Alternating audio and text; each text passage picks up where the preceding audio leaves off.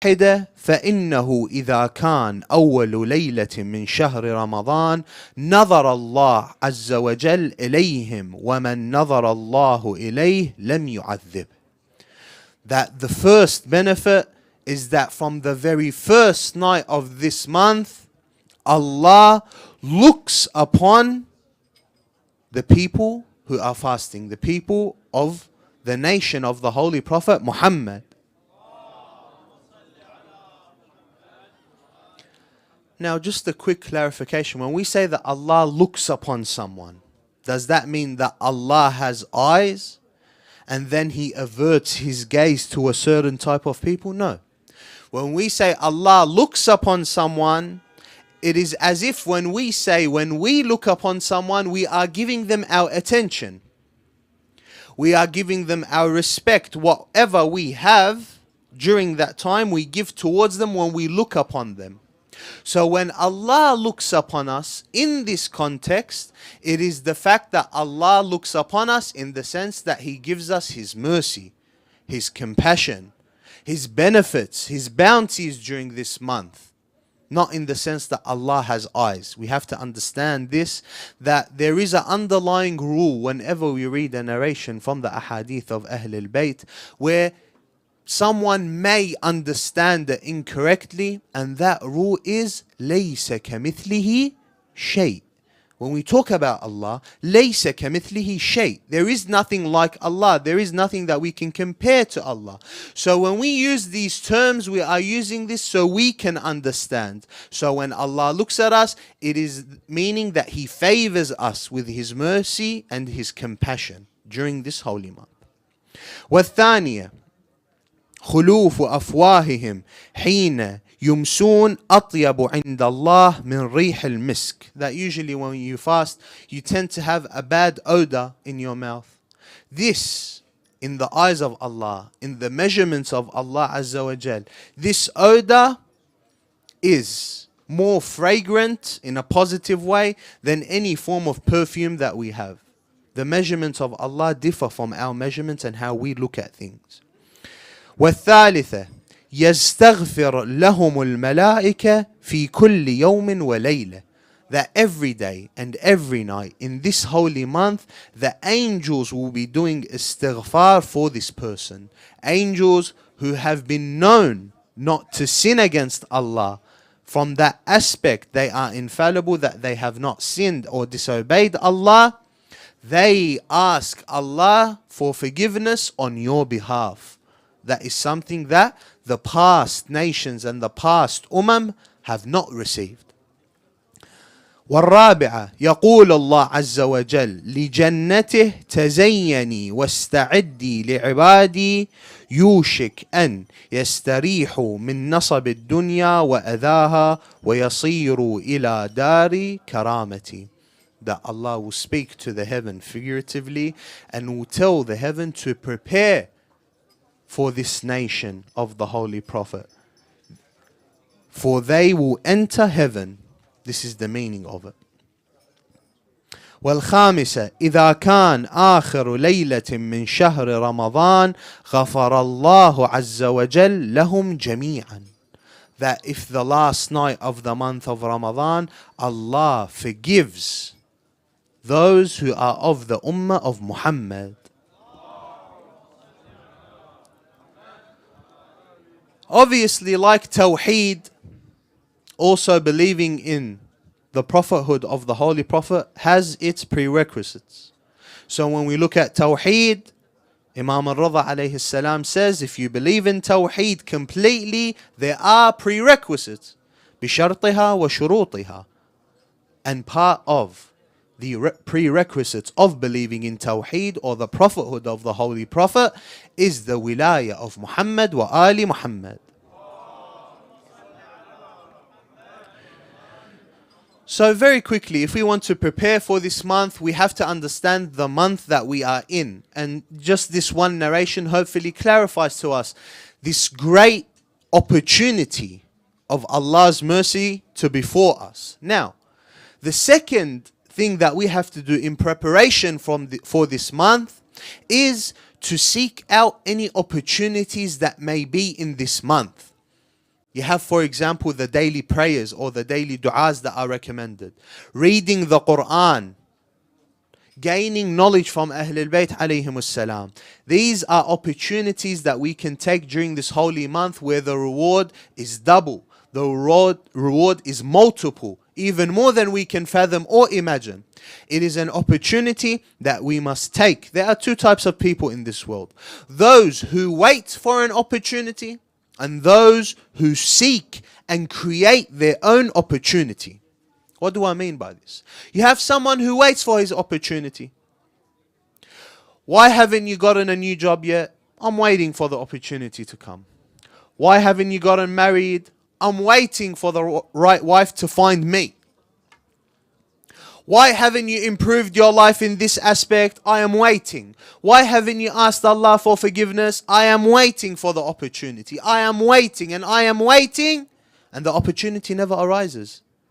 Unless you go out and seek this opportunity, there is no such thing as an opportunity that comes to you. Unless you have to some degree or some level of seeking, of creating, of showing Allah that I want this thing, so I'm going to get it, and Allah will give it to you. At the end of the day, you cannot do nothing without Allah. You cannot do anything without Allah Azza wa Jal. But when Allah sees that you are approaching something seriously, Allah will give it to you. But you have to show initiative to create your own opportunity. You have the fact that people do this on purpose.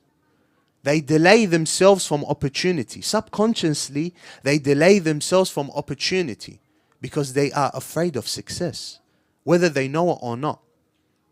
The latest studies in psychology have shown this, that many people, because they have something to fall back on, they never strive for success. They are always comfortable with the status that they are in, whether it's spiritually, whether it's occupationally, whatever it may be.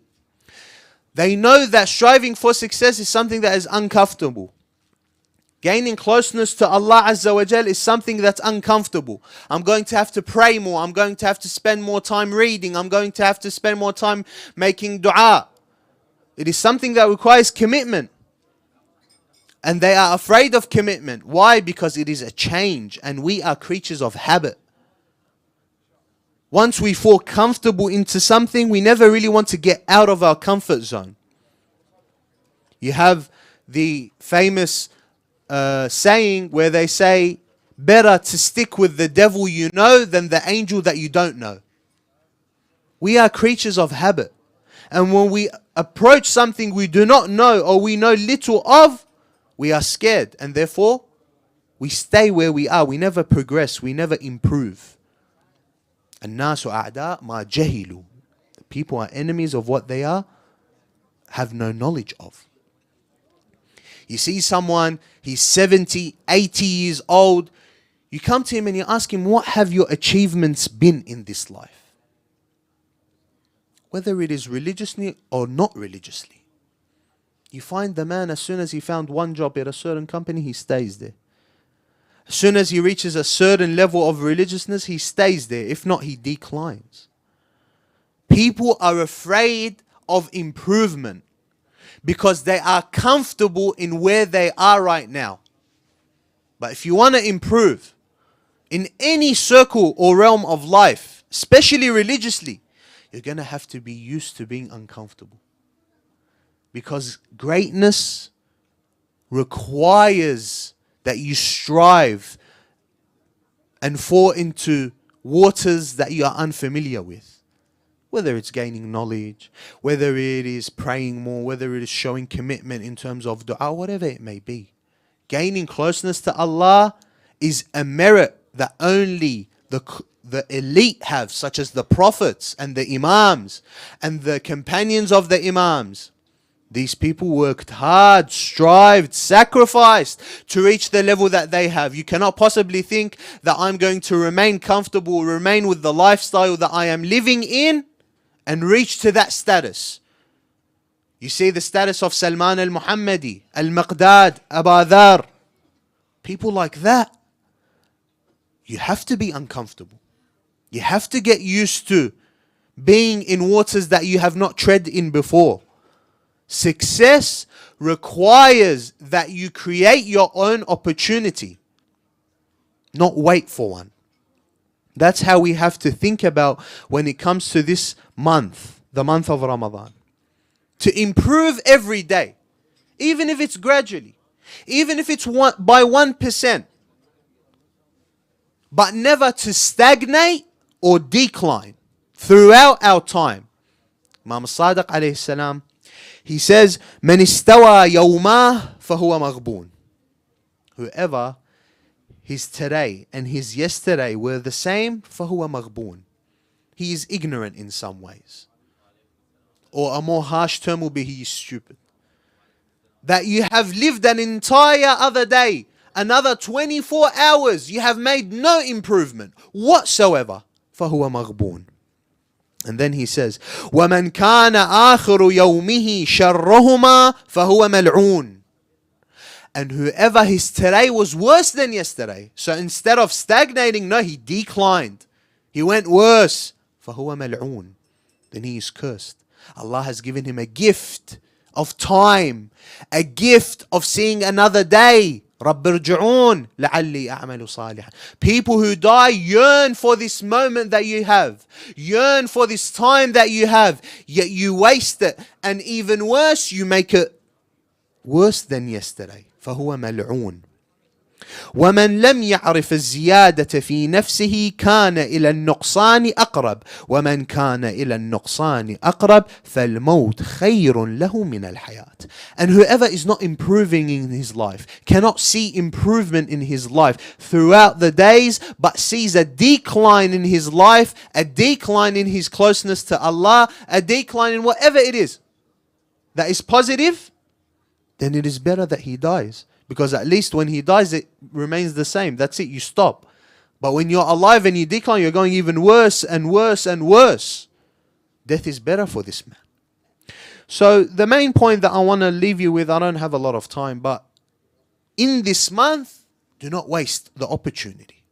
Do not waste every living breath that you have in this month, where your deeds are doubled and tripled and quadrupled. Your opportunities for mercy, your opportunities where the devils are locked away, where your closeness to Allah is so much more. The doors of heaven are open, the doors of mercy are open, the doors of opportunity are open. This month where fate is written, when you will die, your sustenance, whatever you want is written in this month and is stamped for the next year. That is where you take your opportunity. That is where you create your opportunity. You do not wait for it. And you never stagnate, always improve, even if it's by 1%. Even if it's by an extra verse that you read, an extra hadith that you read. Always striving to improve during this holy month.